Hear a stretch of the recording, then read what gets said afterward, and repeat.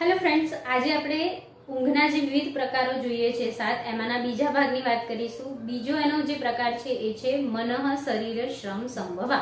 એટલે કે શરીર અને મન બંને જ્યારે કામ કરીને થાકી ગયું છે ત્યારે આપણા શરીરની જે ઊંઘ આવે છે એને આયુર્વેદે આ ભાગમાં વર્ણવિત કર્યું છે કે જ્યારે વધારે પડતો વ્યાયામ, ઓવર એક્સરસાઇઝ, ઓવર બર્ડન અથવા તો વધારે પડતા વિચારો, સ્ટ્રેસ લેવલના કારણે જ્યારે આપણું શરીર થાકી ગયું છે ત્યારે આ પ્રકારની ઊંઘ આવે છે કે જે શરીરની નોર્મલ એક પ્રક્રિયાનો ભાગ છે કે શરીર હવે તમારું રિપેરિંગ માંગે છે.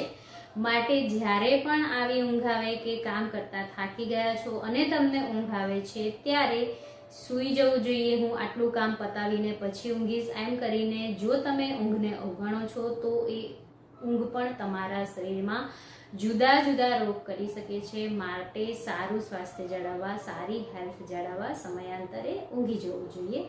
નિદ્રાના બીજા અનેક પ્રકાર માટે આપણે મળતા રહીશું. નમસ્તે.